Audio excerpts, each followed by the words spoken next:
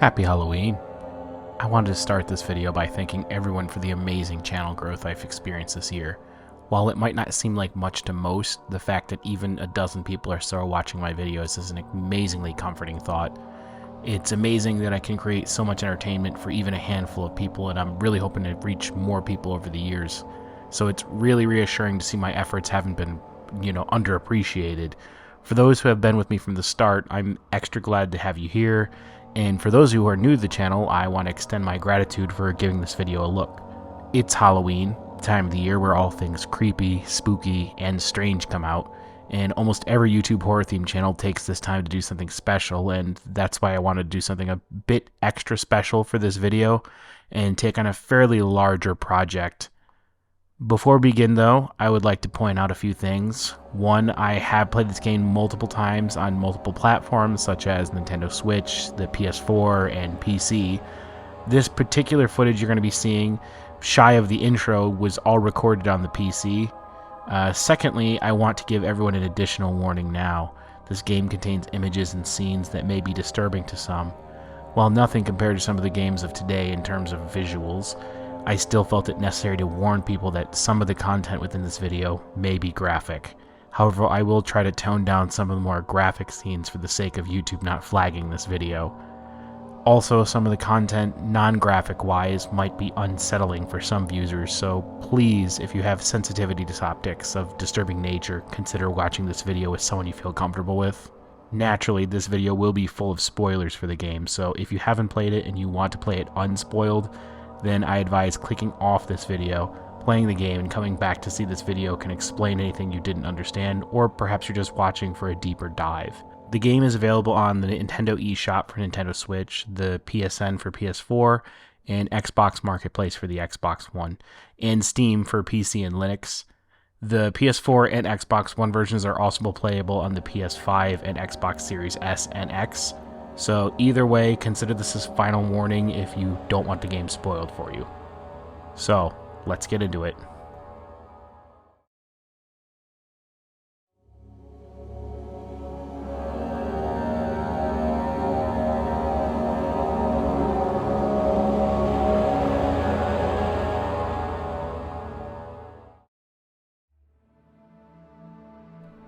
Amnesia: The Dark Descent was developed by Frictional Games, an independent Swedish studio set back sometime in 2010 for Windows, macOS, and Linux. It was ported to the PlayStation 4 in 2016, and eventually the Xbox One in 2018, and then the Nintendo Switch in 2019, though development of the game began sometime around 2009. In the game, we as the player take the role of Daniel, a British archaeologist and research assistant.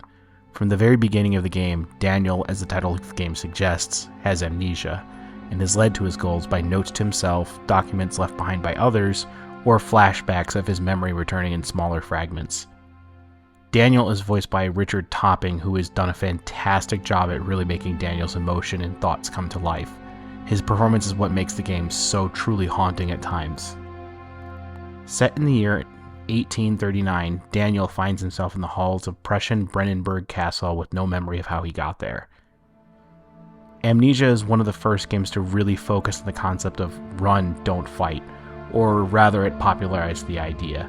Throughout the game, Daniel cannot simply fight to escape the things after him. Instead, he must rely on hiding or escaping via other means. So, let's start the game.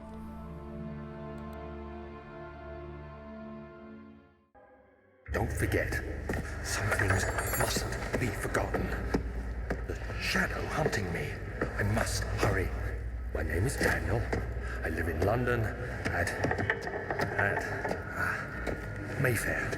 What have I done? This is crazy. Don't forget. Don't forget. I must stop him. Focus. My name is... I am Daniel.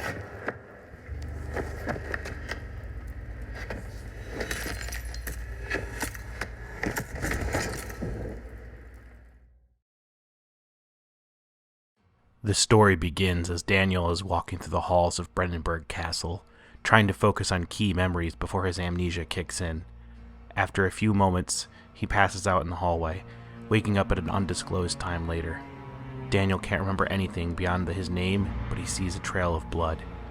Given that every other direction he turns to is a dead end, Daniel's wisest course of action is to follow the blood. This opening sequence is filled with brilliant tone setting for the story in so many ways. Doors fly open without Daniel being anywhere near them. There's eerie sound of wind blowing and growling sounds coming from behind doors that Daniel can't go through, and even sometimes doors making noise the moment Daniel touches them. We can hear the castle creak and moan as it's falling apart. One of my favorite sequences has to be where Daniel becomes so frightened he actually falls down, and it's actually animated quite interestingly. We know that we're in for a scary ride. One of the key features here is that Daniel is evidently afraid of the dark, which makes use of one of the more interesting mechanics of the game, the sanity meter. If Daniel spends too much time in the dark or witnessing unsettling scenes, his sanity will drop, causing hallucinations and impairment. Following the trail of blood, Daniel eventually finds his way to the old archives.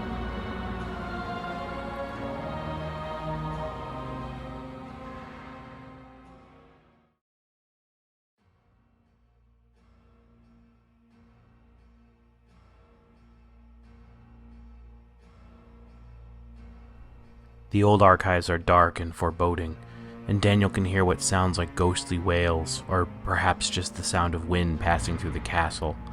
Either way, he finds his only source of salvation from the dark, an old lantern. The lantern is yet another unique aspect of the horror elements of this game. With the lantern, Daniel can stay out of the dark and prevent his sanity from dropping. But there's two catches. The lantern has a limited supply of oil, and it's not an infinite amount within the game. Use of the lantern too much, and Daniel will be left in the dark. The second catch is, whatever may be chasing Daniel can see him easier when he's standing in the light. This creates a system where Daniel must choose between the comfort of the light or safety from those who would lurk in the dark. The very concepts where we get the idea of survival, or resources are limited, so we must use them sparingly and only in times of great emergency. It's not long before Daniel discovers a letter written to himself prior to losing his memories, and this is where we really get to see the voice acting within the game, and it does a fantastic job at setting the tone. Once again, Richard Topping blows it away with this performance. 19th of August, 1839. I wish I could ask how much you remember. I don't know if there will be anything left after I consume this drink. Don't be afraid, Daniel. I can't tell you why, but know this. I choose to forget. Try to find comfort and strength in that fact. There is a purpose. You are my final effort to put things right. God willing, the name Alexander of Brandenburg still invokes bitter anger in you. If not, this will sound horrible. Go to the inner sanctum, find Alexander, and kill him. His body is old and weak, and yours, young and strong. He will be no match for you. One last thing. A shadow is following you. It's a living nightmare, breaking down reality. I have tried everything, and there is no way to fight back. You need to escape it as long as you can. Redeem us both, Daniel. Descend into the darkness where Alexander waits and murder him. Your former self, Daniel. So, Daniel gave himself amnesia, in some sort of effort to put things right, as he puts it. From here, Daniel's given his primary objective: go to the inner sanctum at the bottom of the castle and kill a man named Alexander. However, the task is made significantly more challenging as Daniel's former self reveals to Daniel that he's being chased by a shadow. A shadow that, as he puts it, is a living nightmare. There's no way to escape it. All Daniel can do is try to evade it for as long as he can. Daniel's former self begs Daniel to redeem them. With no other options, Daniel proceeds forward to make his way to the entrance hall, putting the dark old archives behind him.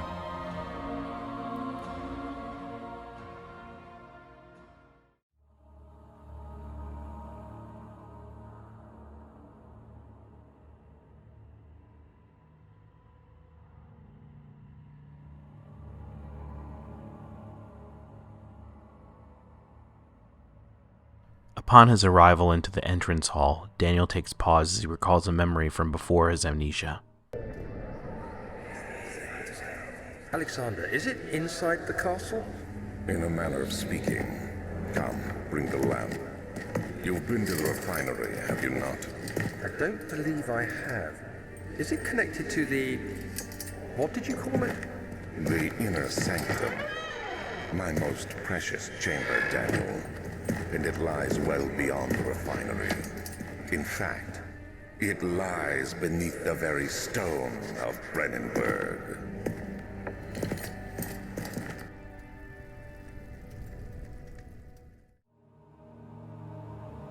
Daniel remembers Alexander speaking about a refinery and mentions that the inner sanctum is well beyond it. With this memory and their quest to go to the inner sanctum from Daniel's former self, he decides he must go through the refinery. Unfortunately for Daniel, some kind of red fleshy substance is blocking his way to the refinery. It causes him great pain if he touches it, so he knows he'll have to find another way to the refinery now. Daniel finds that the red fleshy substance begins to appear on various doors as well, blocking his exit from the castle if he tries to leave. Checking the wine cellar, Daniel finds that it's locked, so he decides to check the archives upstairs.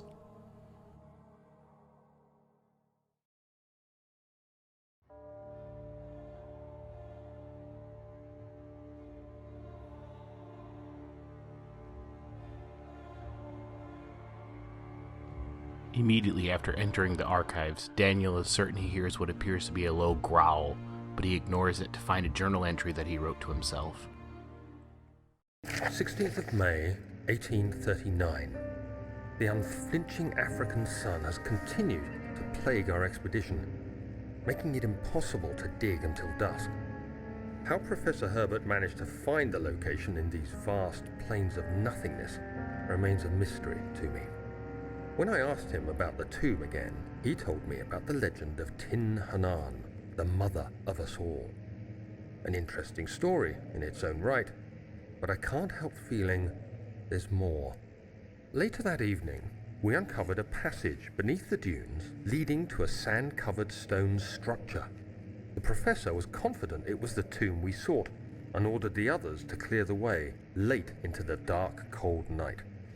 Tomorrow, I shall lead the men into the ancient structure, hoping to reach the burial chamber. No matter what the professor is keeping from me, the dig should yield something interesting to take back to London and the British Museum. After finding this journal entry, we now understand that Daniel went on an archaeological dig in Algeria prior to coming to Brennenburg, where he was excavating something called the Tomb of Tin Hanan. Upon further exploration, though, Daniel finds another note, a contract written by a man named Wilhelm. I hereby offer my full attention and services to Alexander, Baron of Brennenburg. This contract will reign for a total of 3 years when my freedom shall return to me. In addition, Alexander, Baron of Brennenburg, is to recommend my services at the Prussian royal court and within the sanctum of the Order of the Black Eagle. May no man break this seal. The Order of the Black Eagle is actually a real-world group that was established to assist in the interests of Prussia. Much of Amnesia's story actually ties into real-world events and historical figures that existed during the time period. It seems that Wilhelm was hoping that serving Alexander could grant him entry into the Order. This implies that Alexander was quite the prominent figure in the Prussian government and commanded significant sway with them. After a bit of searching, Daniel finds another journal entry that he wrote about his expedition in Algeria. 17th of May, 1839. My hands tremble as I write. I feel a need to document my tribulation, for I fear that my memory will fail me if I linger. Today, I took some men and ventured into the dark, ancient passage we uncovered. Our torches burned faintly in the murky air as we slowly made our way underground. The men were superstitious and fearful. They argued loudly, and I felt their strange language getting to me. I mustered my strength and yelled at them to continue down the slopes and broken steps. The crudely carved passage confused me. It looked much older than the 4th century structure we had expected. The twisting path emerged into a great antechamber. The walls were lined with statues unlike any I'd ever seen. Despite their unearthly quality, I felt a strange familiarity toward them, which haunts me still. At the far end of the chamber, a great slab of stone sealed off whatever lay ahead. I gave the order to raise it, and as I pushed through the narrow space, the heavy stone suddenly dropped, sealing me inside. I was trapped. So, Daniel became trapped within a chamber of the tomb he was excavating. The picture of what happened to him starts to become a little bit clearer, but it leaves so many more questions, such as how does Alexander of Brennenburg come into play in all this? Well, that question's answer has many parts, but the first of which comes from the final journal entry about Daniel, which he finds about his excavation on Algeria again.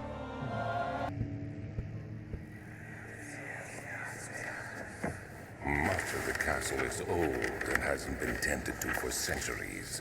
When the shadow arrives, it won't take long until things start falling apart. We're just buying time anyway. Let's do what we can. There isn't much to be done about the walls.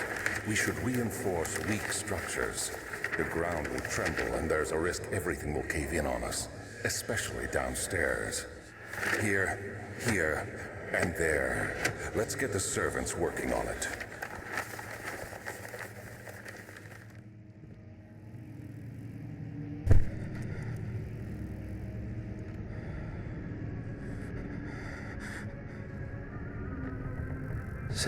May 1839. After pounding the unforgiving stone wall for what seemed like an eternity, I realized it was hopeless. I was trapped. I fell to the ground, gasping for air, trying to focus. That's when I saw a faint blue shimmer. My weakened body was heavy to carry, but I managed to push myself toward the enchanting light.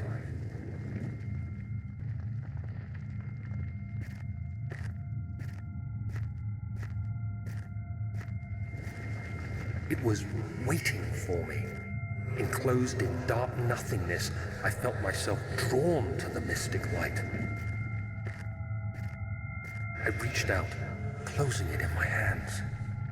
The faint glow escaped my fingers and began to spark brightly and spirit me away, unlocking alien memories of spiraling towers, endless deserts, and impossible geometry.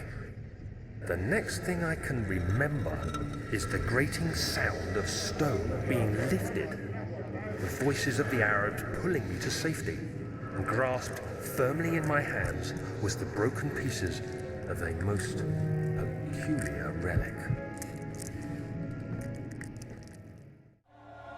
Daniel, after being trapped within the tomb, sees an orb that he's drawn to. After touching it, he begins to see visions of a magnificent world filled with structures that would be impossible for humans to have built, an entire world alien to his own. When he comes to, he found himself being pulled out of the tomb, the orb now shattered into pieces. While knowledge of this orb mystifies Daniel, it doesn't aid him in figuring out how to get to the inner sanctum. He places it within the back of his mind until he finds a rather peculiar document. And forgive me in advance, while I speak some German, I'm not entirely fluent. Altstadt and Brennenburg Castle, 1801. Another region rich with lore is Altstadt, deep within the eastern Prussian woods. For centuries there have been stories surrounding the hamlet and its neighbor, Castle Brennenburg. The quiet forest-clad mountains dressed with scattered lakes is as picturesque as it can be. Albeit, the area is haunted by the dark. Ask any local and you'll hear of proof of the widespread superstition. All travelers should indulge themselves in such conversations, since it will certainly serve as exciting entertainment. All of them have their own twists on the tales, but there are some merits that keep reappearing. The Gatherers. This story reaches all the way back to the time of the 30 Years' War. It is said that soldiers who abandoned their duty got lost in the cold, dark woods and were forever damned to roam the grounds. Their bodies, wrought by the tainted souls, have left them disfigured and empty of essence. Many have cited them over the years and described them as horrid revenants. They move silently through the woods, shying away from any boulder They are called gatherers as they seem to follow some ambition to steal living creatures. It is their prey which can be heard struggling inside damp burlap sacks dragged behind them which reveal their presence. What dark scheme do they follow? Heinrich Cornelius Agrippa, the well-known erudite, visited Altstadt in the start of the 16th century. He resided in the local inn for a fortnight as he looked for remnants of the kingdom's past. During his stay, all the prominent members of society paid notice, and he is mentioned in many records of the time. One day, he went to investigate a burrow in the northwestern places, only to never be seen again.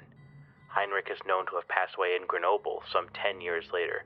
He dismissed the notion of ever visiting Altstadt, which makes you wonder, what really happened? Who was this mysterious man who visited the sleep hamlet in the woods, and what happened to him? The Immortal Baron. The Baron of Brennenburg lives a reclusive life with his family at his castle nearby Altstadt, and like most of noble birth, rumors are inherited alongside this title. Researching the history reveals a little before the castle was consumed by fire in the late 16th century. It was rebuilt by Alexander, a nobleman from the Rhinelands, claiming the role of a protector of the Prussian state. Alexander helped the region to flourish and remain popular throughout his presumed lifetime. The family has always been secretive when it comes to the lineage and heritage. Therefore, birth and death of Alexander and his offspring have never been fully recorded. This has fed the idea that the Baron is in fact the one and the same who came from the West over 300 years ago, living through the time of occupation, and joined the coveted Order of the Black Eagle along with the great leaders of this country. Okay, so there's a lot to unpack here. For starters, the region of Altstadt houses the castle Brennenburg, where Daniel currently is. It's a place hidden within the woods and mountains run by a baron named Alexander, presumably the same Alexander that Daniel is after. What's more mysterious is the castle seems to have many gatherers who bring those lost in the woods to the castle to never return. What's more interesting than all of that, though, is that Alexander is thought to be an immortal baron, meaning he has been the lord of this castle for over 3 centuries, defying human lifespans. However, the most interesting part about these notes is the mention of Agrippa. Agrippa is actually a real-world historical figure. He was a German scholar and occult writer with a fascination with the occult.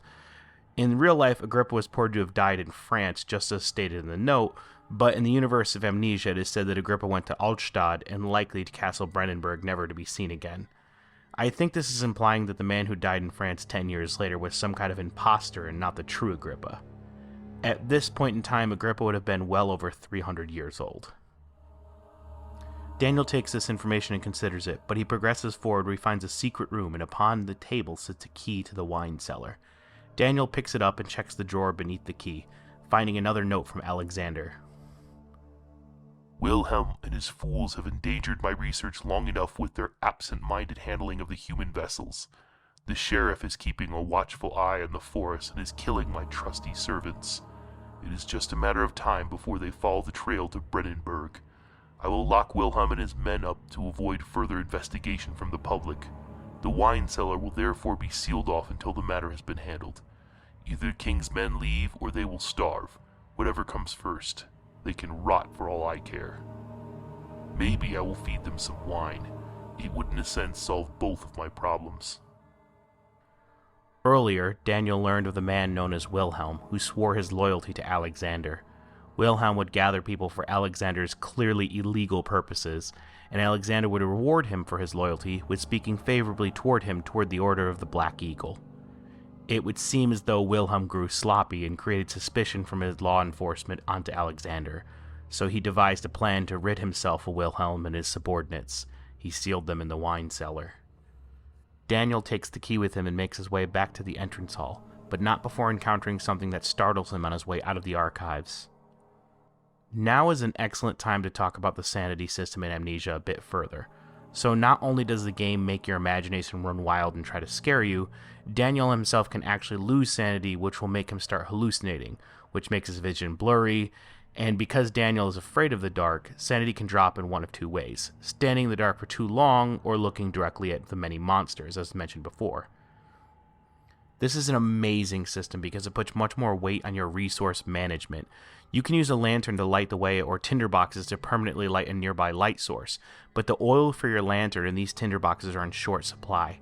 You only get a limited amount in the entire game, so you have to choose when to use them most effectively. This also creates another interesting problem for the player. As mentioned before, when hiding in light nearby, it makes it easier for enemies to see, but hiding in the darkness will slowly deplete your sanity. And on hard mode of the game, you will even die if your sanity gets too low. What this does in practice is create a system where you have to choose between sanity or safety and resources. You can hide in the dark with a light on so long as enemies don't spot you, but it will drain you on your resources. Or you can hide in the dark to escape enemies, but you slowly lose sanity. It makes choices of how to play carry consequence. If you burn through resources too early in the game, you'll be left with very little late in the game. It puts pressure on you to learn the environment quickly to preserve your resources. Sanity dropping by looking at the monsters also discourages you from getting a clear look at them, leaving them somewhat as a mysterious figure in the back of your mind. You have a vague idea of what they look like, but it makes your mind fill in the blanks and what you can't see.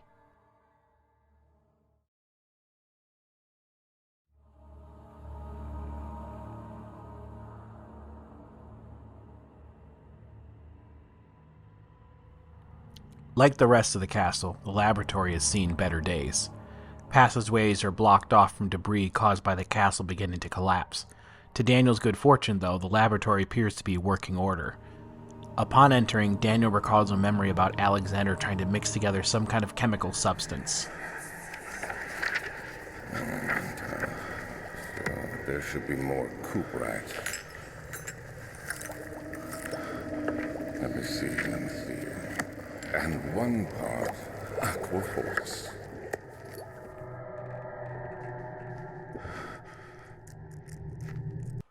Daniel picks up a note written by Alexander that reads as follows. This is my third attempt to produce artificial vitae. The former compounds lack the potency I need, but I sense I'm close. Calamine and oripent are given, and the cuprite binds them well. This time I shall attempt aqua regina instead of aqua fortis and hope it'll produce a more even solution. The experiment was unsuccessful. The solution is highly acidic and proves impractical to put to any use except as a detergent. Organic tissue reacts especially violently to the solution and should be handled with greatest care. I might be able to use the recipe, but I am losing hope that I'll find an alchemic solution to my predicament. It seems as though Alexander was trying to create something called vitae using some kind of artificial method, but was unsuccessful. Reading the notes, though, it gives Daniel the idea of how to bypass the fleshy substance blocking the way to the refinery. Daniel takes a nearby chemistry pot and checks the drawers of its desk that it's located on, only to find a mysterious cylinder that, the moment he touches it, causes him to hear the memories of Alexander. One day I will return. If it wasn't for the thought of you, my love, I wouldn't be able to go on. When I find myself doing terrible things, I take comfort in you. As long as I am able to think of you and long for a life together, I know I'm better than the others. I weep for them. They lust for power without restraint, where I only crave fair judgment and a safe return. It would appear that Alexander was separated from the one that he loves and longs to return to them. Daniel's unsure of what this means, so he chooses to continue onward. Another document within the laboratory tells Daniel the chemicals needed to make the acid where he read about prior were located in the wine cellar. He makes his way with the key in hand.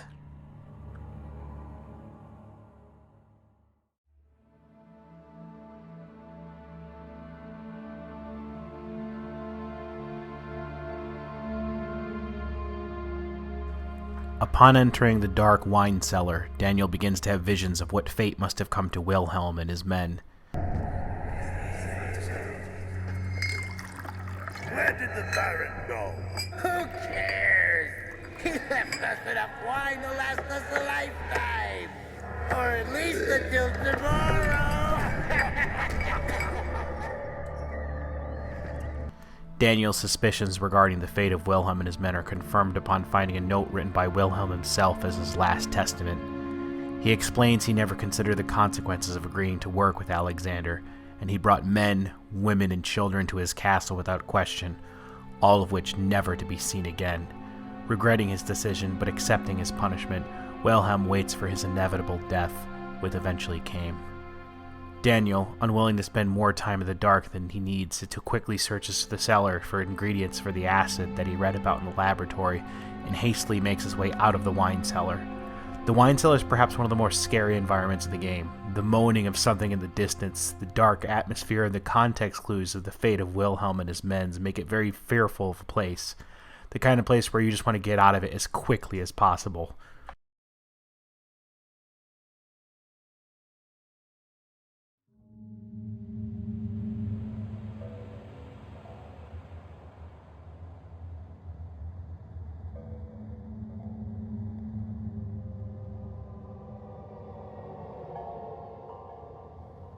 Just like what happened when he left the archives, the red fleshy substance appears before Daniel after leaving the wine cellar. He races to the laboratory to produce the acid, and is successful. The castle begins to moan as he can hear the crashing sounds, but he's able to still navigate back to the main hall using a bit of ingenuity. With the acid in hand, Daniel pours into the fleshy web that stopped him from entering the refinery, and continues onward in his quest to finish off Alexander.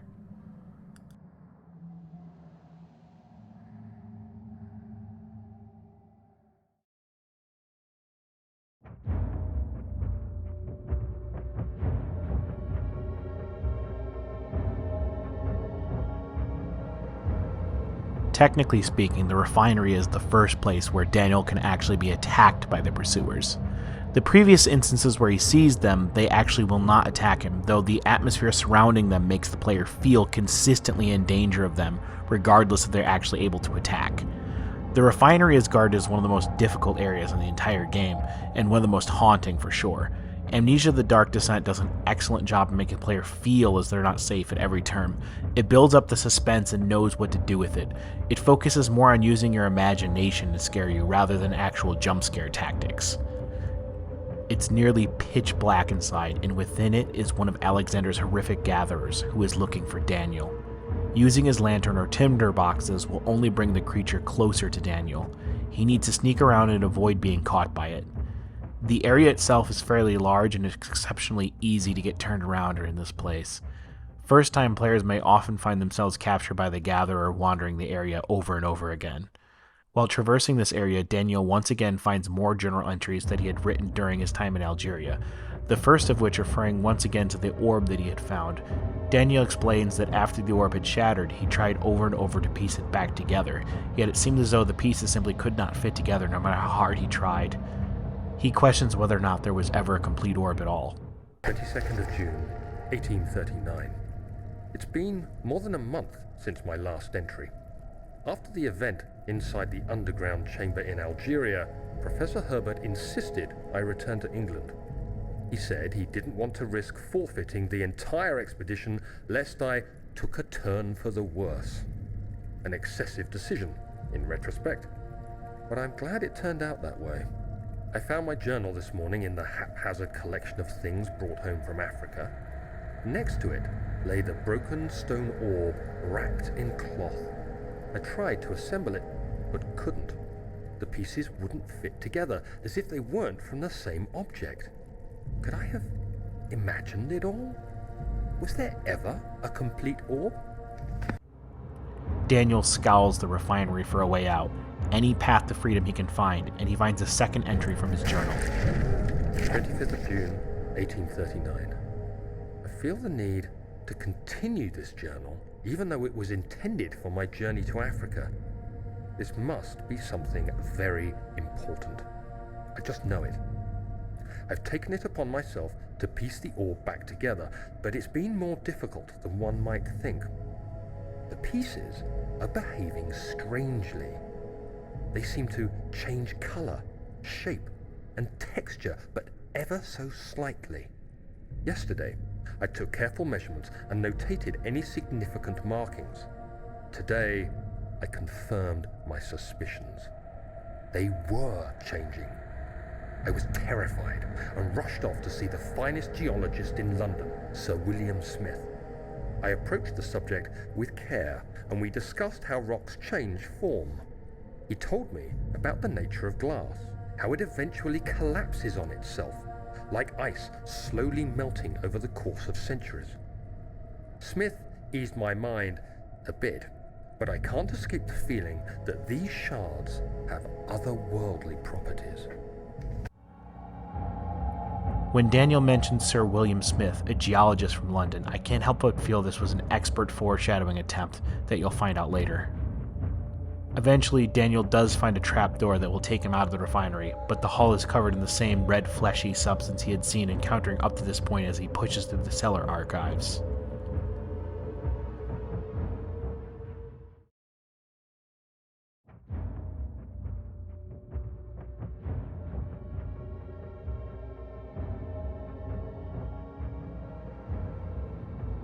Instantly after walking to the room, Daniel hallucinates and sees the original room as being completely empty, but after reality sets in, he sees it's actually partially submerged underwater.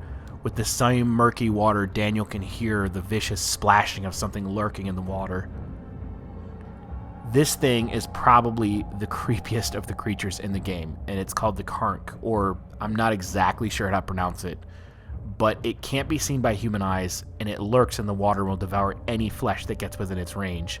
Therefore, Daniel must avoid it by staying atop of the crates within the room. This is a very intense sequence, as there are a few moments within this segment where the player must set foot in the water just to progress. Fortunately, the monster will be drawn to any flesh within the water, so if Daniel throws severed body parts of previous victims into the water to distract it, he can turn the crank to the exit, distracting it long enough for Daniel to make his escape. He finds a hollow needle and uses it to pick the lock in a nearby door that leads to the archive tunnels.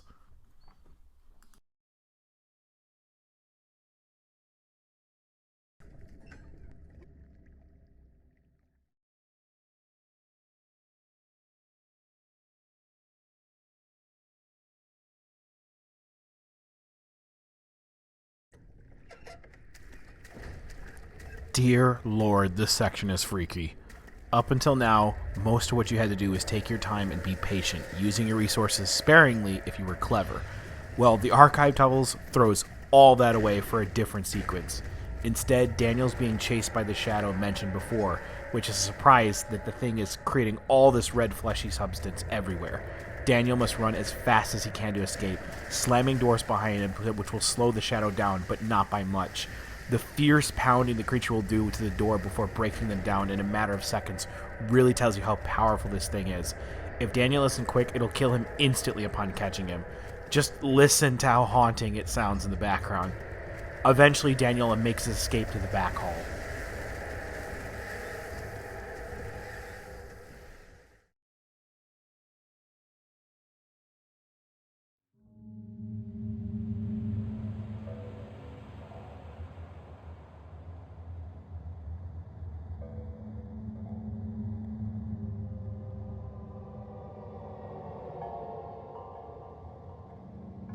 The back hall serves as a second hub to the game, a place to take a rest and gather yourself, and right away we're drawn to this absolutely creepy fountain. This thing is something straight out of a Lovecraft novel, which is appropriate given that Frictional Games were inspired by H.P. Lovecraft's work. The entire back hall is magnificently detailed, and Daniel takes it all in as he approaches the elevator. You have an ascending room. Will it take us to the inner sanctum? It will definitely take care of the vertical part of our journey. So, you have ridden an elevator before? Yes, the Colosseum at Regent's Park has one. It takes you to the gallery where you can view the panorama. Good. This ride might be a little longer, and in the other direction.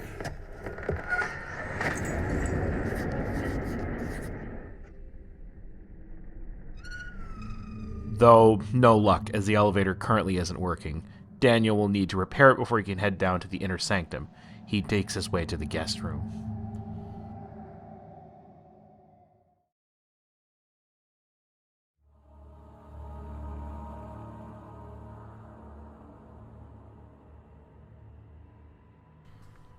It becomes obvious that this guest room was the room that Daniel himself stayed in prior to his amnesia.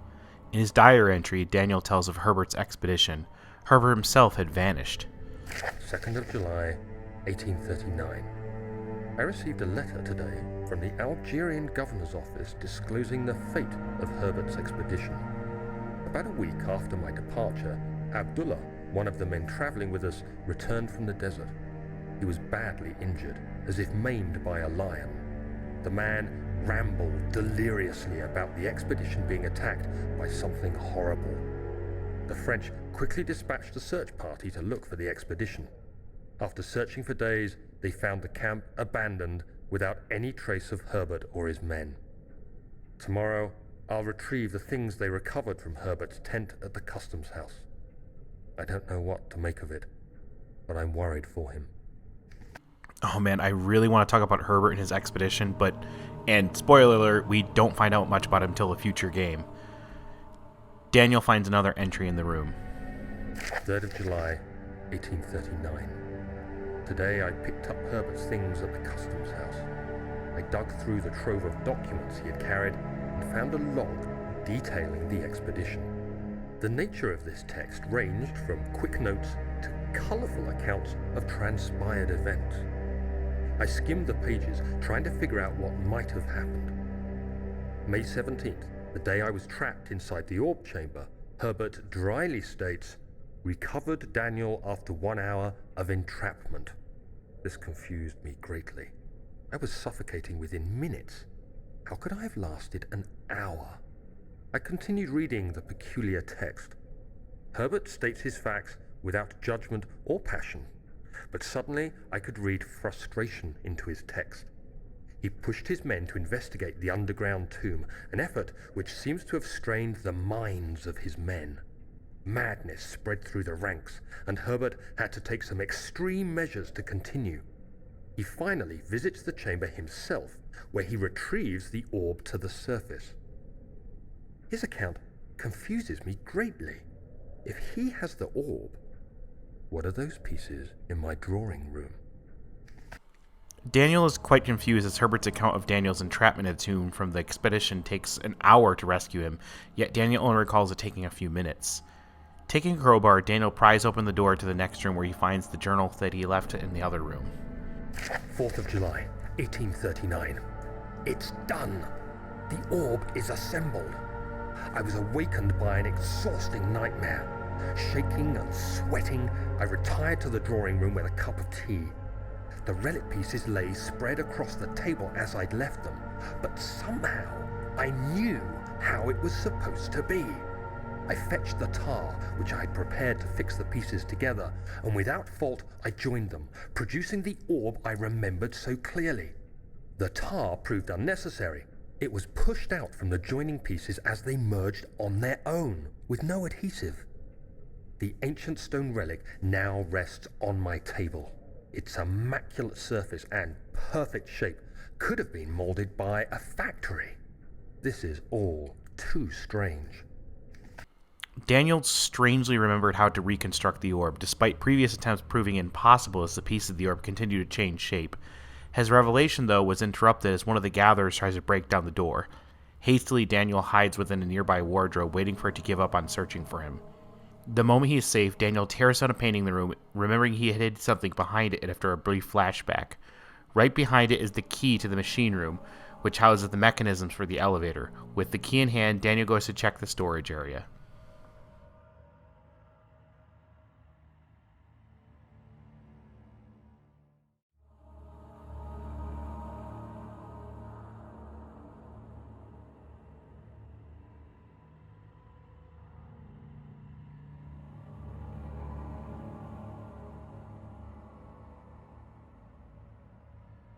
So, this area is really dark. Perhaps one of the most important sequences for the player to learn how to use their light sparingly. A gatherer is hunting Daniel in this area, so he must navigate as quickly as possible while staying careful not to linger in the light for too long so he isn't seen by the gatherer. It's a pretty intense sequence. Daniel finds a note written by Agrippa regarding chemicals that are mixed to create a volatile explosive. This more or less confirms Agrippa indeed came to Brennenburg as a note that was found in the archive stated. The chemicals are stored in 2 vats in the storage area. Thinking quickly, Daniel assembles a drill from parts he finds and uses it to gather each chemical into the chemistry pot that he used in the laboratory earlier. Evading the gatherer, Daniel takes the explosive and puts it in front of an instructed path and blows up the debris so that he can reach the storage behind it. He begins to have flashbacks of a woman running from someone.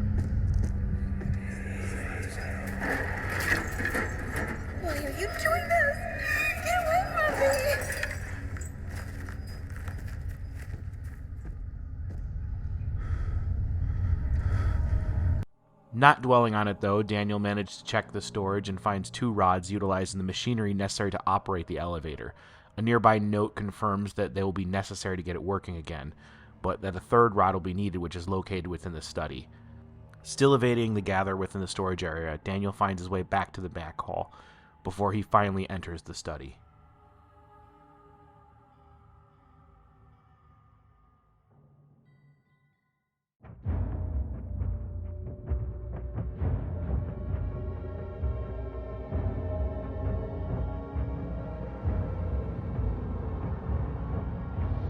The study is the final area that Daniel must explore to attain all the parts necessary to operate the elevator. And in here we find a letter from a man named Johann Weiner. Yet another real-world figure, Johann Weiner was a Dutch physician who was one of the first to speak against the persecution of those accused of witchcraft. He was born in 1515 and, like Agrippa, plays an important role in the world of Amnesia as well. The letter speaks of finding one of the orbs within the woods of Prussia. The letter goes on to tell Johann that the orb carried them miles across the Alps before the guardian of the orb took it back. The writer says that they fear the guardian's return. The letter is signed Cornelius Agrippa. This confirms Agrippa's trip to Altstadt beyond any reasonable doubt and shows that he was involved with Johann Weiner. Let's see what you have to offer.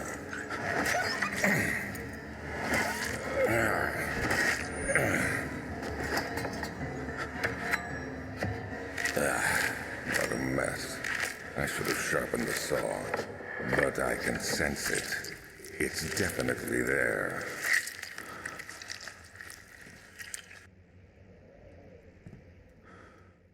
The next room Daniel enters appears to be some kind of dissection room covered in diagrams of canine anatomy. The moment Daniel reads a document within the room, it confirms that Alexander had been experimenting on dogs as a substitute for humans for some kind of experimentation. He goes on to explain that great fear and stress are necessary for extraction of something through torture. He concludes that only humans are capable of producing the amount that he needs. Worth noting, if the player's sanity is low in this area, a painting of Alexander appears far more horrific when looked at. It becomes clear that Alexander had been gathering humans for some kind of experiments he was conducting, though Daniel's unsure as to why at that moment. Continuing his trek through the study, Daniel finds another cylinder, and when he touches it, it shows him more of Alexander's memories. When will it be my turn? Have I not shown restraint? My patience spans centuries. From where I came, mankind has not even wasted a breath, yet I bow to you. I've done so much for you and gained nothing in return. Agrippa, I trusted you. It was I who, in all fairness, should have entered that gate.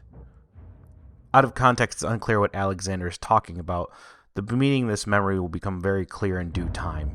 For now, Daniel picks up the last rod needed for the machine room, along with instructions on how to fix the elevator, and he finally makes his way back to the machine room to get to work.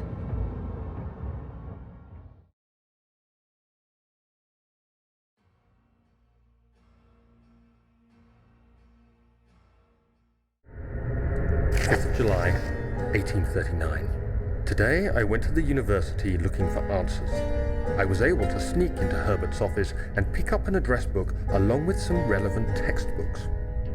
Professor Taylor at the Faculty of History was very helpful, and I managed to approach the subject of the orbs. The most interesting aspect was the prevalent trace they had left in our culture. The mythic orbs may in fact have inspired the globus cruciger, which so many royal regalia holds to this day. In ancient times, the orbs were held by priests as a symbol of the sun and its power. As I was leaving, I overheard a disturbing conversation. Sir William Smith, the geologist, was killed last night. Less than a fortnight had passed since I'd asked for his expertise. I know it's silly, but I can't help feeling responsible somehow. Right after entering, Daniel finds a journal from himself, and he learns of very prominent figures in history that had held an orb. He also learns of the death of Sir William Smith, the very geologist he visited to ask about the orb less than 2 weeks after his visit. Daniel gets to work fixing the elevator, utilizing the notes he found earlier regarding how to do so, but quickly finds another 2 journal entries by himself. 14th of July, 1839. I've read every book I can find on the subject. While rich in legend and hearsay, my knowledge is lack for the insight I crave. I've sent letters to many in Herbert's address book and received answers of varying importance. Today, I got one which differed greatly from the others. From a baron in Prussia. He said nothing about the quaint stories of priests in underground temples. He didn't even mention them. He simply wrote, "I know. I can protect you. Come to Brennenburg Castle. Signed, Alexander." What am I to make of this? Protect me from what? Is someone after me? I looked up Brennenburg and traced it to the Prussian woods near the Baltic Sea. While being the least informative letter I've received, it causes me greatest distress and interest. As I write, my thoughts are drawn to my nightmares in which a most disturbing sound calls to me. A sound defying description. A voice from the void. The last few weeks have been awful, with so many sleepless nights dreading a repeat of those horrid dreams. Tomorrow, I shall visit my physician, Dr. Tate, in hope that he can provide me with sedatives to help me sleep. This entry tells us of how Daniel and Alexander came to meet. Somehow Alexander knew of the orb in Daniel's possession and immediately invited him to Castle Brennenburg. It's implied that he may have learned of some kind of correspondence through Sir William Smith. Daniel goes on to tell us he visits his doctor, Dr. Tate, to try and quell his nightmares that he'd been having. 17th of July, 1839. How has this escaped me? They're all dead. Limbs scattered, heads split down the middle, their skin flayed as if boiled. I feel like I'm falling into myself. What's happening? Sir William Smith, Professor Taylor, now Dr. Tate. Is it following me? How can it not be? It's the damn thing I brought from Africa. Something is after me. I have no choice but to trust the Baron. He better know what he claims. If he is wrong, I suspect he'll regret it as well. Everyone Daniel had come into contact with after acquiring the orb had been found dead. In his desperation, he turns to the help of Alexander, hoping to quell whatever beast the orb houses. After fixing everything within the machine room, Daniel manages to get the elevator running. He rushes up to get the elevator moving as the shadow begins to spawn its red, fleshy mass. Daniel pulls the lever and takes the elevator.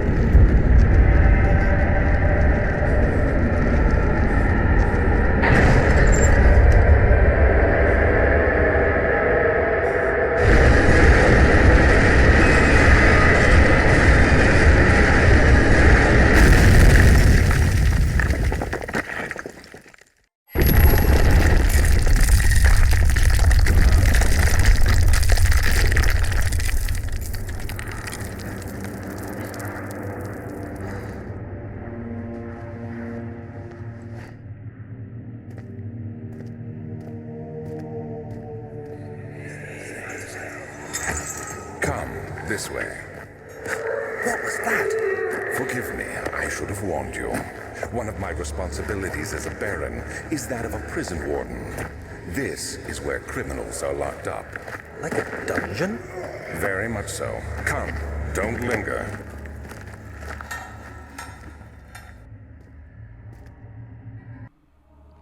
After a less than ideal descent, Daniel remembers coming down to this place before, a prison within the castle.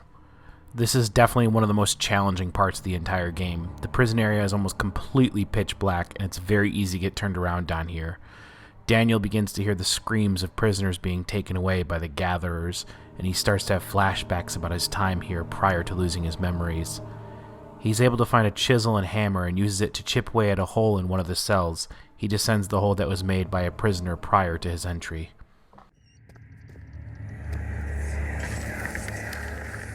But Mother, I don't want to leave without you. Hurry, child. You must go. Find Gabriel, the Outrider, and tell him to alert the King's men. No, you come too. Please, we don't have time to make the hole any wider. Someone is coming. Hurry! I'll cover the hole with the bed. Everything will be fine. I promise you.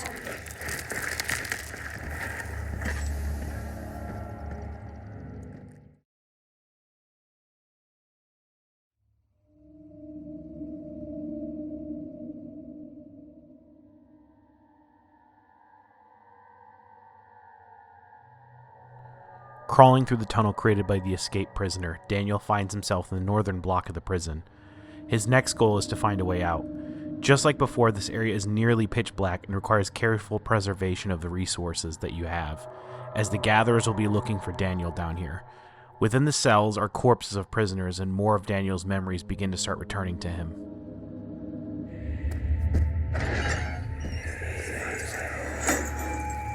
Hey! Anybody! Help! Christ! I don't believe this. Why? I mean, why? What did I do to deserve this? I mean, it can't be. Do I deserve this? It wasn't my fault. Why did he have to go in there? Don't go into burning houses. He should have known better.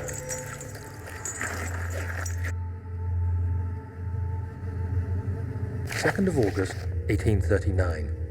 I have arrived at the village of Altstadt. It's a haven in the midst of a vast forest and the last stop before my final destination, Castle Brennenburg. It's late in the evening, and the Outrider, who has been with the coach since Bremen, advised me to wait until morning before I venture further. I've arranged for a bed at Der Müller, the village's only inn, and am now waiting for the sun to rise. I try to sleep, but as I close my eyes, I see the men who fell victim in London. My fear and shame forces me to witness the same scenes over and over. They are dead because of me." Daniel's arrival in Altstadt is plagued with guilt over those who had died after visiting with him. He has little time to dwell on it, though, as he hides inside a nearby cell to avoid a gatherer on the hunt. Once he is certain the gatherer is gone, he continues onward, finding another diary entry. 3rd of August, 1839. I feel like I have fled the world and all its worries. Brennenburg is a majestic creation perched upon a forest-clad hill with towers reaching well above even the highest pine trees. Following the winding road leading to the gates gives the impression of discovering something forgotten, as if journeying with Marco Polo to the hidden Xanadu.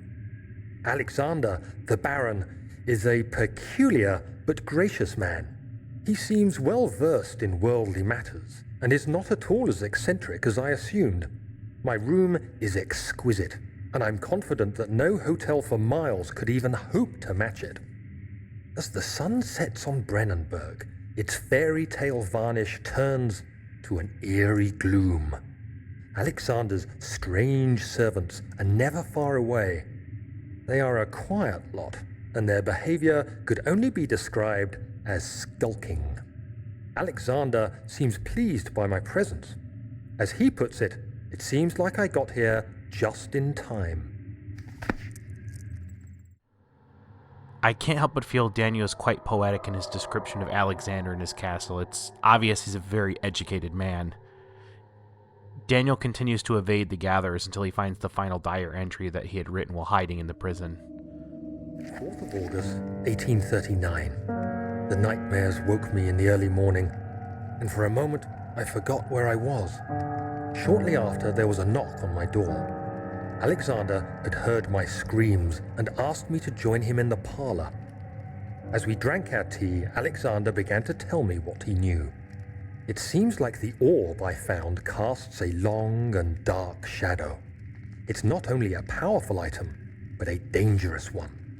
Simply by touching it, you invoke the powers within, and if you are too weak to control it, it will devour you. The shadow is a sluggish thing, lagging behind the wielder, killing anyone or anything in its path to reclaim the orb. I said I didn't care about its powers, and that I should throw it away. Alexander advised against this, as I'd still be a part of the path to the orb and eventually suffer death. Having the orb, I would at least have the chance to fight back when the time came. I asked Alexander what he meant when he said he could protect me, and he answered that things can be done, but at a price. As suspected, the orb itself is the thing that brought the shadow to Daniel. It will kill anyone in Daniel's wake to get the orb back. Alexander promises Daniel that he'll be able to protect Daniel for a price. In the same room, Daniel finds a vat filled with acid. Using a jar he acquired earlier, he takes a sample of it, but the door is burst down by a gatherer. Daniel rushes to avoid the creature, racing to the door he noticed a weak padlock on earlier to pour acid onto it and make his way out of the prison.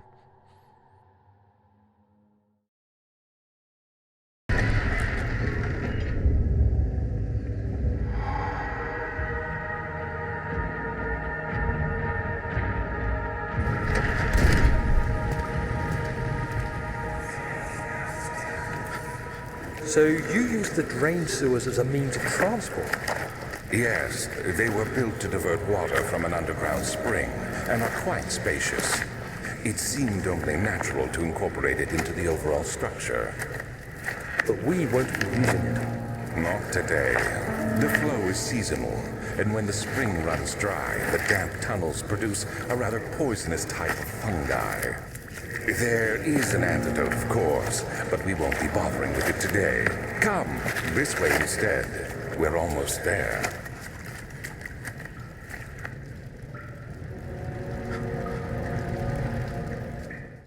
The entrance to the cistern acts as the third hub in the game, and it serves as a central point for the next set of objectives that Daniel needs to complete to proceed. The main thing stopping him now is that to proceed to the tunnels below, he'll need to acquire a vaccine of sorts to the poisonous fungi in the depths. Daniel must make his way up to a nearby ladder, and he notices that one of the levers that controls the bridge isn't working, meaning he'll have to go to the cistern proper first.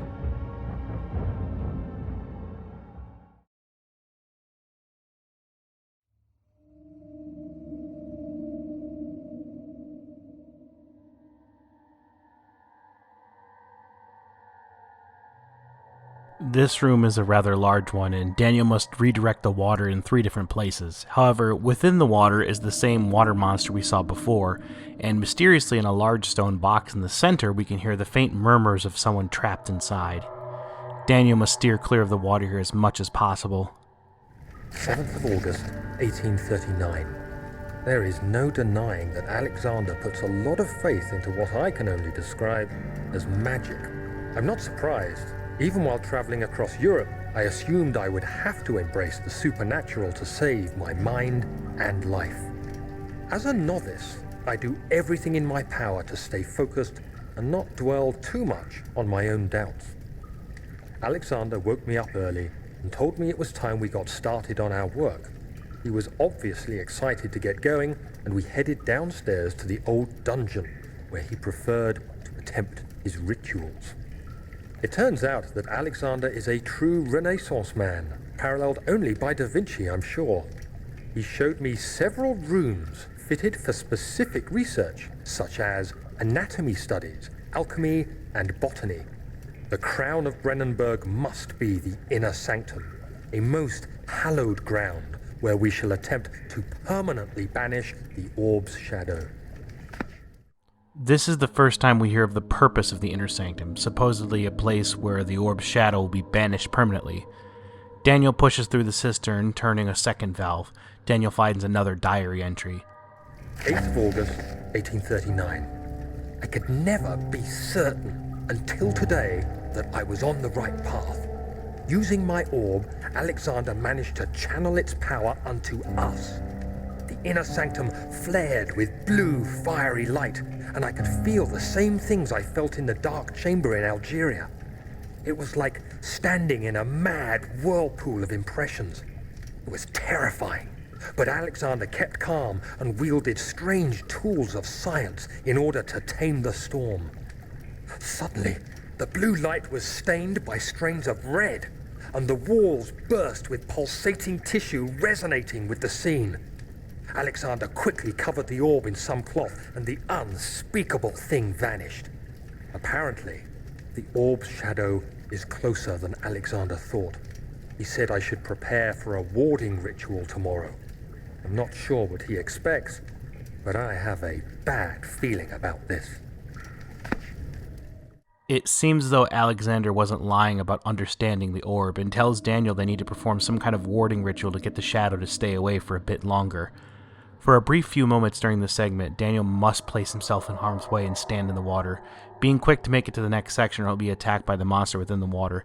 I have to say this is an excellent way to build up horror and fear for the player because it creates a situation where you're forced to put yourself in harm's way, but as a calculated risk. 9th of August, 1839. It is still early, and Alexander is busy preparing for the ritual later today. Seeing him this worked up makes me question why. What does he stand to gain? I realize he is curious about it all, but surely there must be more.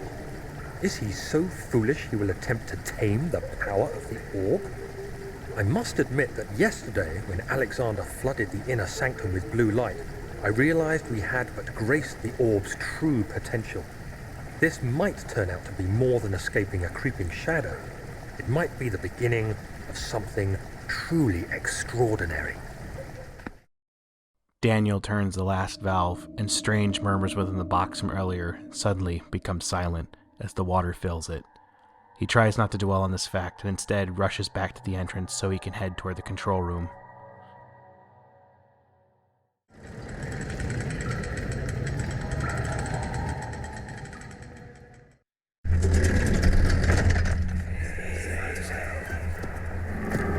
Herbert, how did we find this place? An old friend back in Algiers gave me a map. Why isn't he with us? Didn't he want to come?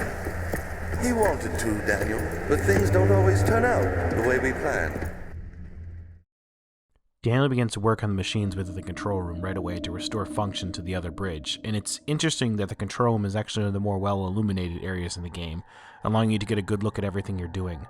Perhaps it's because it's a more puzzle-oriented section of the game.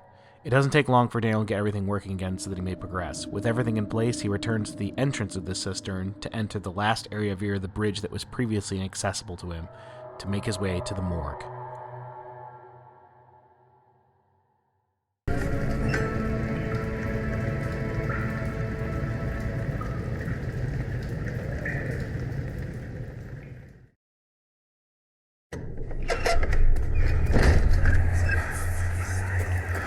Do you see, Daniel?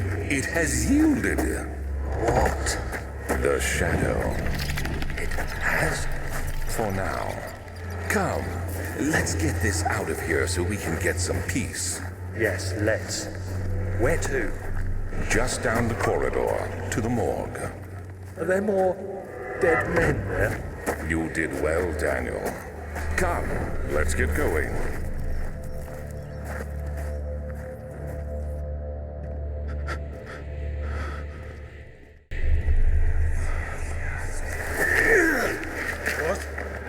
What happened? Why are all these dead? Where am I? What's happening? Help! Anybody! Help!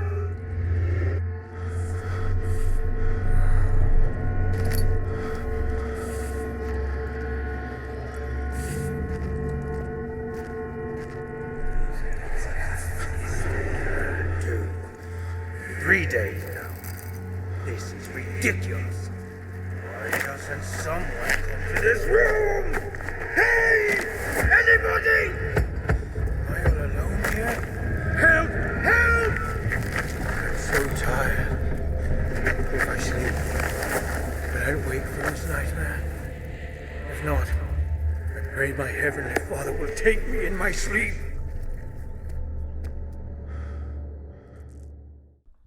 After a minor flashback, Daniel recalls Alexander's ritual managed to make the shadow yield in its chase for Daniel. We learn the fate of some of the rest of Wilhelm's men from earlier as well. Daniel finds a note explaining the outbreak of a plague via the fungi from the depths that was mentioned earlier, and that a vaccine would be needed. On another note in the same room, he finds the vaccine was developed and a simple injection of vaccinated blood will suffice. He also finds another memory cylinder which he touches.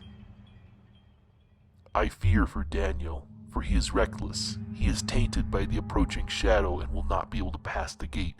Will he be able to accept this as the end? My love, I've seen evil in him. How am I to trust him with the truth?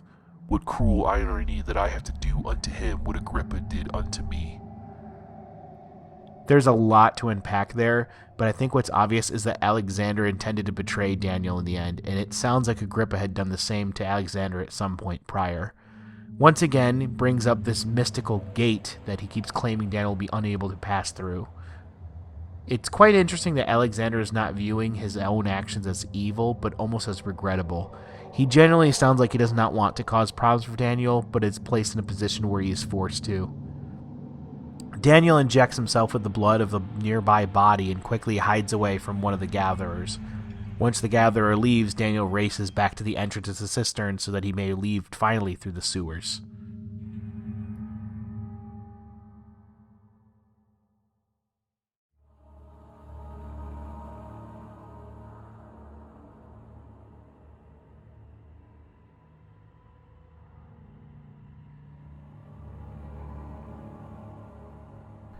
As Daniel enters the sewer, we are approaching the final segments of the game. He must avoid the gatherers in the sewer, but his only way of doing this is to jam a rotating blade and crawl underneath it. To do that, though, he'll have to grab a broken pipe and jam it in the spinning blade, but not before changing the speed via the control broom nearby. What's unique here is that Daniel has to throw a rock to distract one of the gatherers before he makes a break for the next area, which is the nave.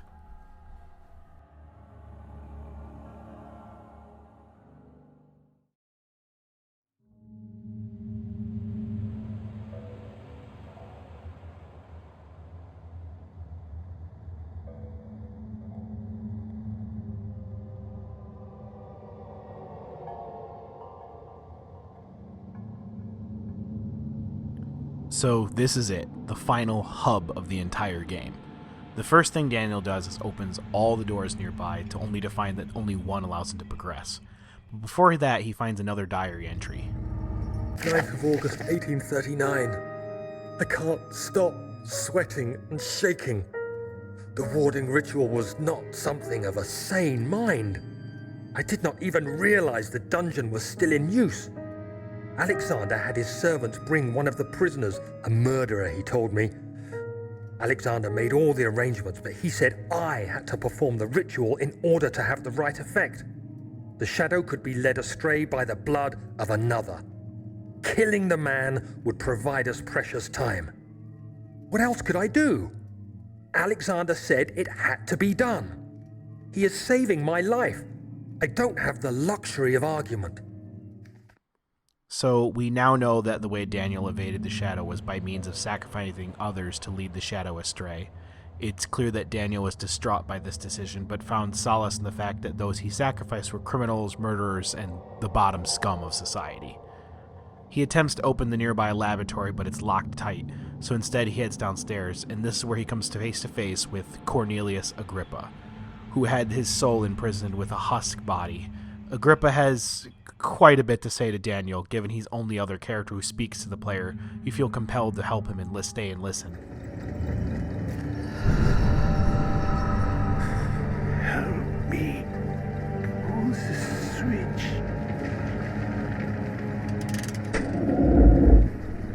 Thank you.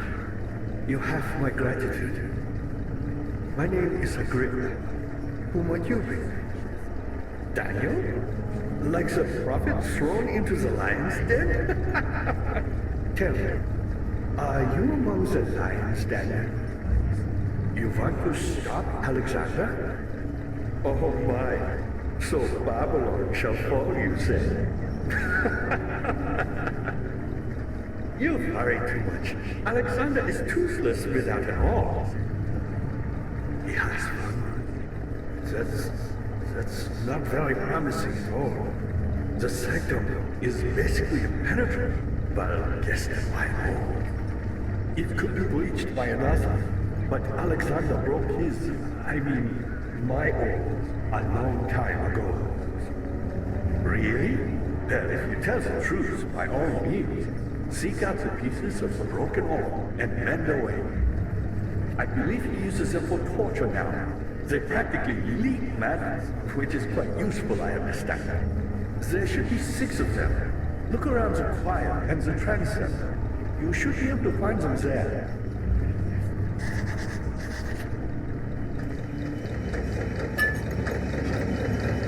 Daniel, I hate to bother you further, but if you're really going after Alexander, would you consider taking me with you? I know it sounds ridiculous. I mean, look at me. But if you find anything concerning a man named Johann Weiner, would you please bring it to me? I believe he was working on a way to help me. A recipe for some sort of potion, a tonic to free me from this husk of mine. Agrippa tells Daniel of the fragments of the orb that he should gather and to enter the inner sanctum, but also of a tonic that would free Agrippa from this husk body that he's been imprisoned within. We learn Johann Weiner was Agrippa's pupil. Daniel begins his search for any information on the tonic and fragments of the broken orb. He discovers a nearby note written by Alexander where he reveals that Agrippa's current predicament is because of Weiner. It also details the ingredients needed to free Agrippa from his imprisonment. Daniel pockets the information and makes his way to the choir entrance.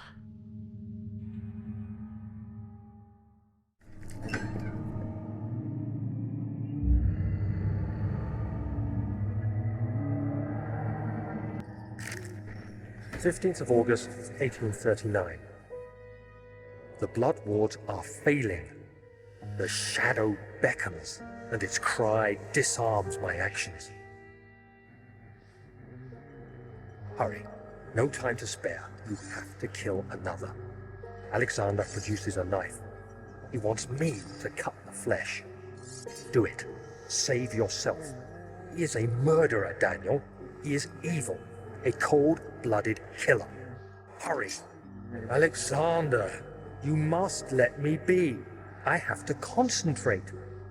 Take the man, cut the lines, cut the flesh, watch the blood spill, let it come. Please, I didn't do anything. Paint the man, cut the lines, paint the man, cut the lines. Please, the man cries. How you sleep. I did well. One life for another. You hear me, guardian of the orb? I did all this for you. Now, once more, withdraw your shadow from my domain.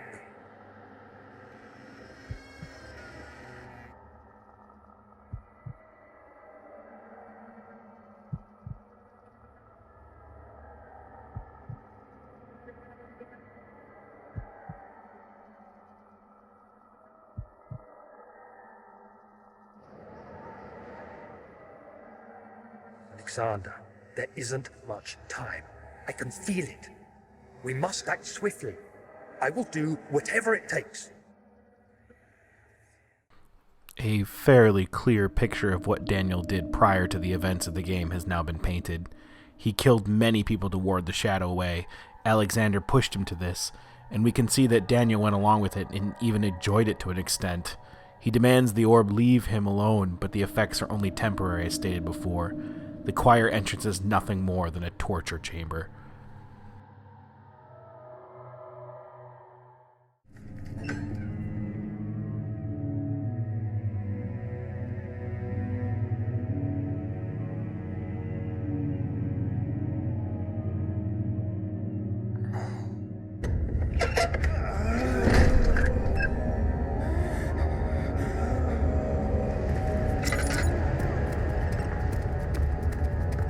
What are my intentions, Daniel? Salvation. It used to be yours, but now you only seek misplaced revenge. How do you justify your violence? Is it for the greater good? Are you doing the world a service? It is you who caused all this pain and death. If you had accepted your fate and submitted to the orb when you first discovered it, none of this would have happened. It is curiosity in league with your selfishness that is killing us both. This is the part of the game where it's very easy to get turned around. However, and consider this as a tip for yourselves if you're playing, if Daniel follows the pipes above him, he can navigate this area much easier. Daniel finds each of the 3 torture methods that he utilized. With the first, he finds a fragment of the orb and makes his way to the second, justifying his actions to himself. As Daniel navigates this area, he manages to snag one of the ingredients he needs for Viner's tonic, a poison gland from a nearby fungus. Eventually, he gathers the second fragment of the orb. After gathering the third fragment, it becomes clear to Daniel that he was a massive participant in the torture of those under Alexander's care, and with the 3 orb fragments in hand, he returns his way to the nave.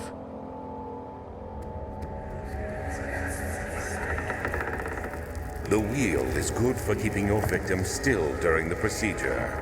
They can be bound around the circumference or simply stretched across, tying limbs to the spokes and rim. All tools are by this point useful, and you may administer the torture in any way you like. But the forte of the wheel is the gaps. When you have decided that the victim shall die, you can smash their limbs with a hammer, making them fold in between the frame. But they'll die. Too quickly, I mean. No, don't worry. The human body is much more resilient. They can survive for days until they finally succumb.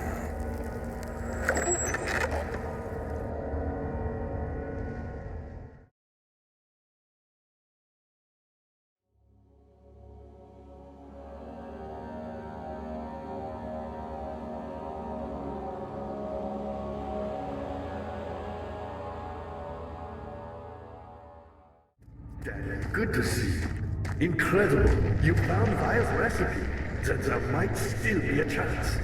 Listen carefully. Alexander is working on opening a gate, a door to another realm. It's where he wants to go. If you could put your anger aside, let him open the portal before you take your revenge. Let me pass the gate, Daniel. Please, find the ingredients and prepare the tonic via describes. And do so before you assemble the orb. The barrier keeping you from the inner sanctum will only be breached for a short time. Unless everything is taken care of before mending the orb, you won't be able to save me. Agrippa explains to Daniel that to truly beat Alexander, he must wait until the portal he is trying to open is fully open before taking his revenge. Daniel must send Agrippa through before Alexander to stop the Baron of the castle. Daniel contemplates this offer before heading to the transept.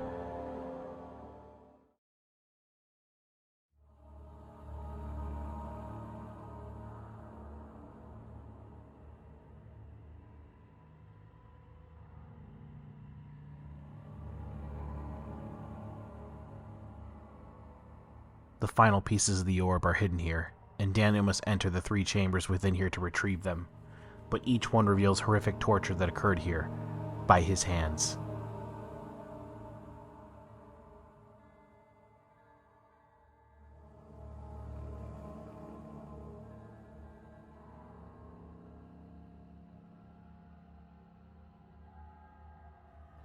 There's a diagram on the wall that goes over how this torture method works, but for the sake of not freaking people out, let's just say the victim bled out slowly. Daniel takes a piece of the orb and leaves. The second room has another actual documented real-life torture method as well.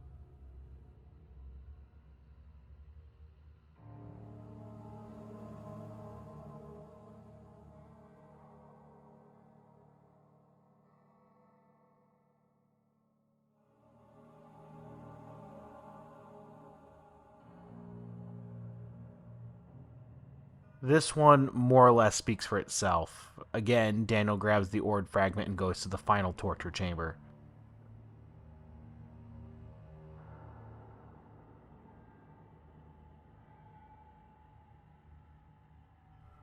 So, the impaler is, again, another old, well-documented torture method where the victim is slowly lowered upon the impaler over and over again. I wouldn't advise looking up any of these things unless you have a very strong stomach, by the way. Once Daniel is done, he takes the final orb fragment and makes his way up the stairs to the main room. There's one more thing he must do before leaving this place.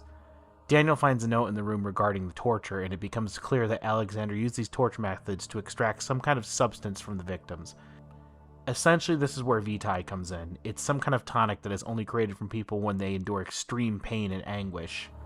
Alexander would use an amnesia potion on the person so their suffering will be fresh to repeat the process. Another memory cylinder in the room reveals that Alexander had recently lost favor with the Black Eagle, and thus he must rush his plans. At this point, we know his plans involve the orb in some kind of gate. Given all we know now, it's clear that Alexander isn't human, and instead comes from some other world entirely which he's trying to return home to. This is something that won't really be explained until a future game, so stay tuned for that video. Before he leaves, Daniel grabs a string and uses it on a jar to fish out some of the blood from one of the torture victims. It was mentioned in this an ingredient in Viner's tonic. With that in hand, he can find his way back to the nave.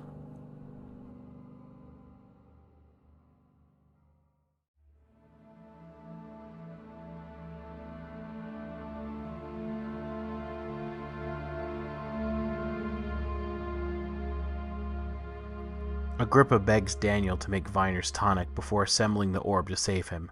However, he'll need one more ingredient, which he finds the means to obtain in the small prison block next to the nave. Grabbing a piece of meat, Daniel lowers it into the well he found earlier. The creature below devours the meat and leaves behind the residue that is the last ingredient that Daniel needs for the tonic. With everything in hand, Daniel must enter the chancel.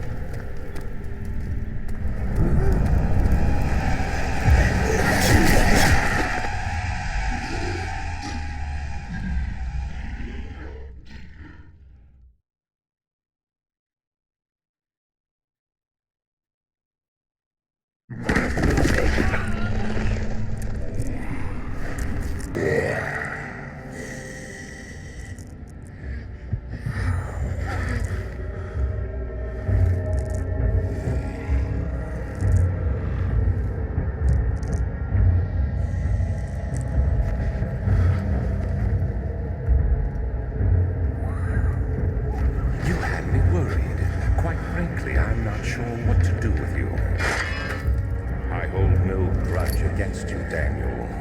We are so very much the same, you and I. Did you really drink from the amnesia mixture? It does explain so much of your behavior. You never did finish what you set out to do. You talked about redemption, how you would face the orb's shadow and save our work, and me. I will grant you another chance to redeem yourself. You can wait here and stop the shadow. Thank you, friend. The servants attack Daniel and throw him within a prison where he hears the voice of Alexander telling him to stay put. If the player doesn't do anything here and just waits, eventually the shadow will come and kill them. Using some ingenuity, Daniel managed to escape the collapsing prison and find his way back to the nave. But not before being chased by the shadow. This is another really freaky sequence and far more suspenseful than the first one. Once Daniel escapes, he re-enters the nave for the last time.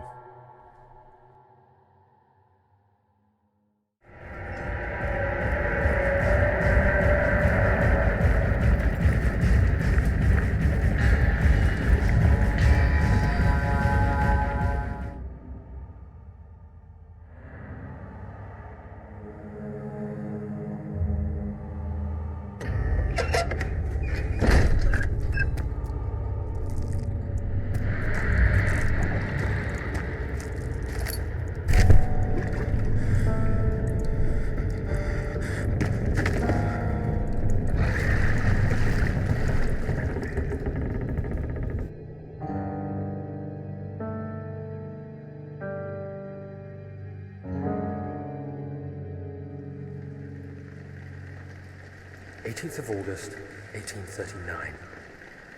Tonight, we will unlock the power of the orb and ultimately banish the shadow hunting me. I feel it closing in on me, and I fear for my life more than ever.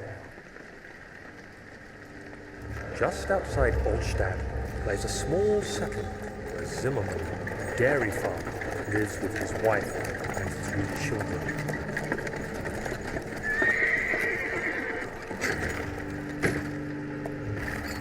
We took the coach and went there. Our visit was unexpected, and Alexander was able to strike Zimmerman down without alerting the company. As he went to take care of the farmhands, I began to look for the children.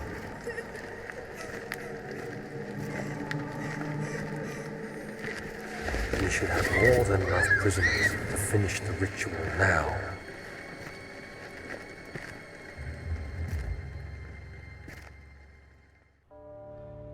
At this point, Alexander convinced Daniel to go and capture an innocent family for their torture rituals, a far cry from the murderers and criminals that Daniel was originally told to torture.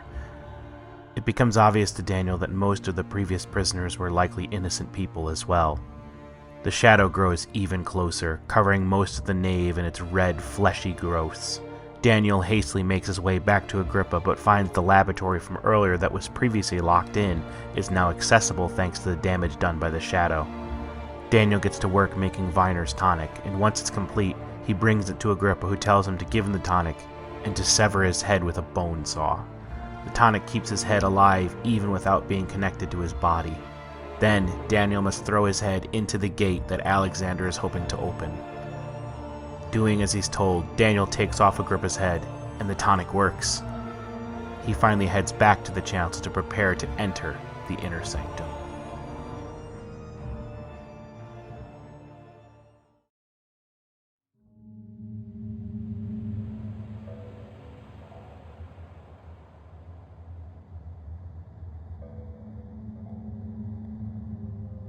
This is more or less the end of the game, where Daniel must make his final descent into the inner sanctum. Most of the chancel is falling apart, so Daniel must hurry. Right in front of the inner sanctum is the pedestal for the orb. It becomes evident that Daniel must reassemble it.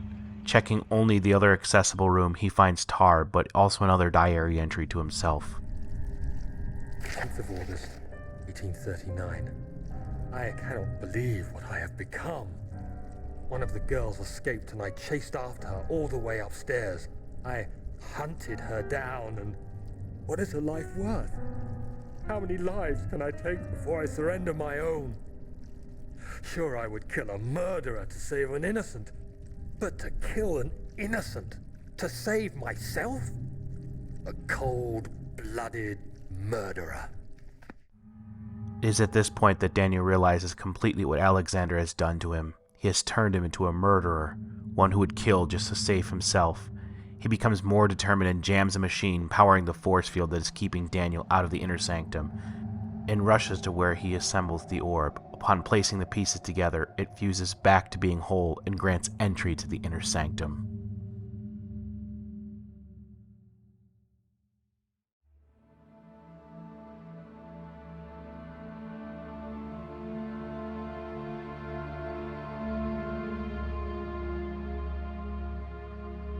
There is little time left, and the shadow is slowly taking over the inner sanctum. Daniel must hurry.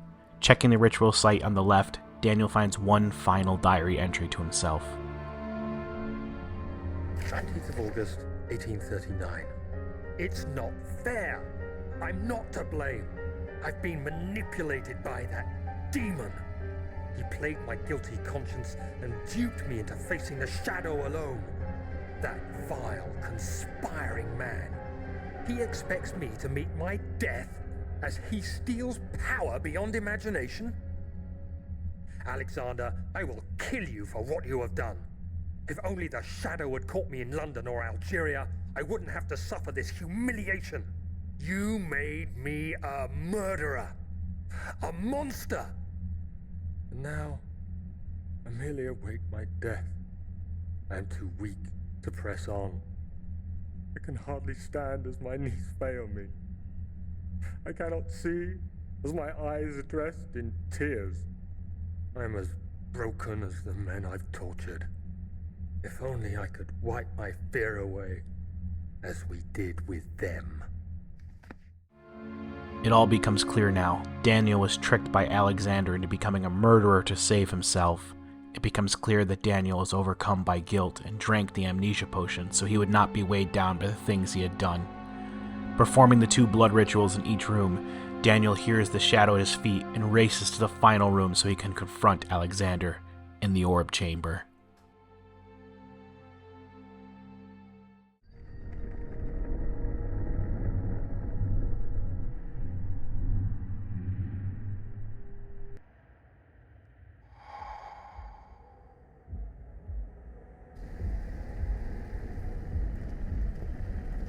I was wondering if you were going to show up. I see Agrippa convinced you to run some errands. Tell me, is everything nice and clear now? Am I the villain? Good and evil. Such comforting concepts, but hardly applicable. Are you so blind that you see no good in me or evil in Agrippa? Alexander's ritual is well underway, and the portal is close to opening. Daniel made it just in time. However, this is where he is presented with a choice, and what he chooses determines which ending the game has.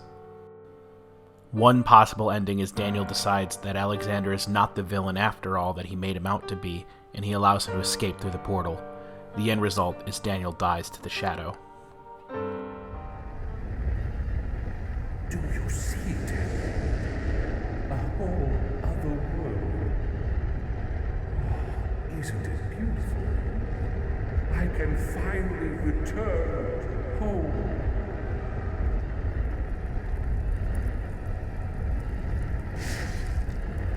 But you, I am solitary.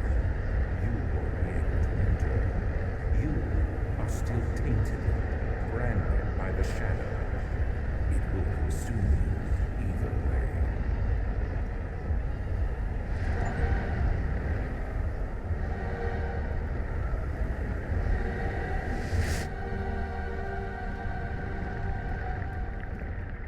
Please, let me go.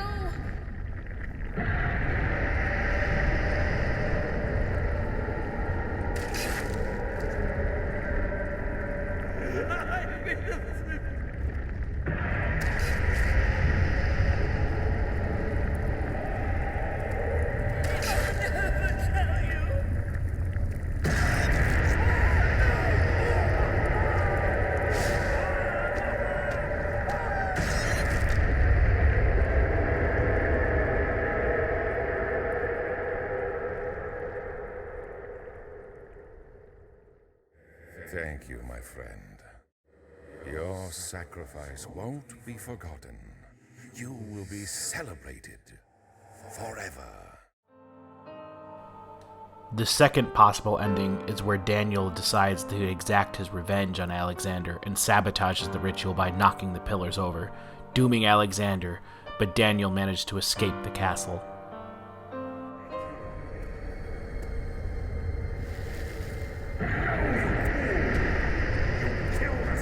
You killed us both.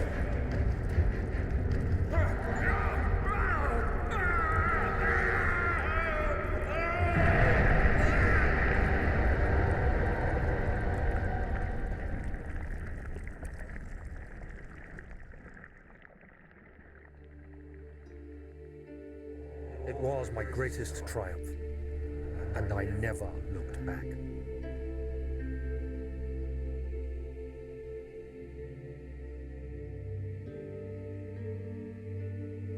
You think I was afraid, fleeing Brennenburg? Quite the contrary.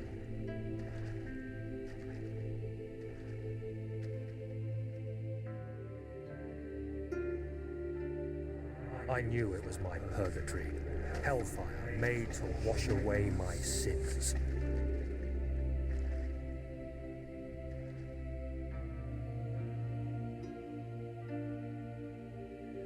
There's no denying the things I've done, but I have paid my tribute. I gave them that awful man. I did the right thing.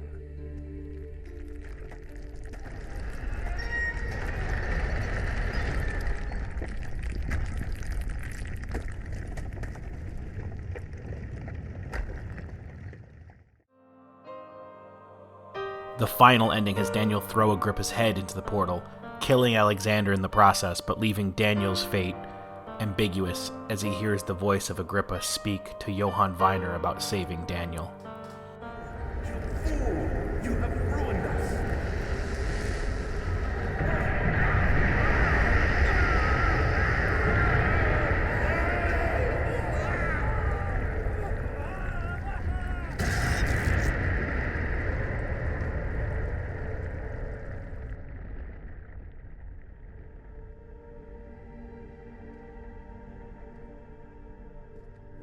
There he is. Do you see him, Vaya? He deserves so much more. Please, help him. I know you can.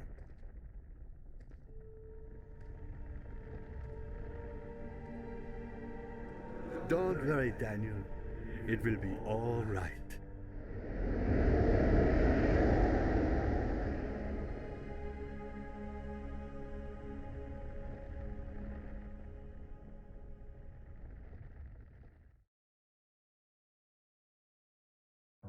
There's so much we could unpack about this game and why it was so important for the horror genre in gaming.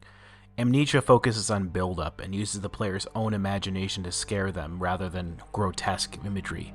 While the monsters themselves are quite creepy, the fact that you're discouraged from ever getting a good look at them makes them much more horrifying as the imagination fills in the blanks.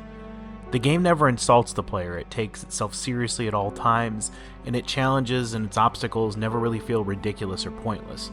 While I love games like Resident Evil, it always does seem quite a bit foolish that characters with firearms, grenades, and explosives would actually trek around a mansion looking for a key to a door that they could easily have just blasted open. Amnesia: The Dark Descent keeps the situation believable and also suspenseful. The lack of other characters beyond Daniel, Alexander, and to a lesser extent Agrippa gives the feeling of isolation that Frictional Games was going for. We never really feel like there is anyone rooting for our success beyond ourselves. You are truly alone in this experience, and that's what makes Daniel's quest that much more unsettling. The most brilliant element has to be the shadow itself, the thing that is never properly seen, but it's always following Daniel. You can always feel its presence, and when we make progress, signs of it getting close begin to appear. It is exactly as Daniel describes, a living nightmare. The very concept of running, escaping, rather than standing your ground means that your enemies always command every encounter, and you play by their rules. There are very few horror games that match up to Amnesia: The Dark Descent, and it would go on to spawn an entire franchise, but that's a topic for another video. Thank you so much for watching, everyone. Longer videos like this take a tremendous amount of work, but I'm glad to have gotten it done in time for Halloween. I'm a one-man show currently, but I would love to grow this channel. If you want to support the channel, hitting subscribe and liking the video and leaving your thoughts in the comments helps a ton.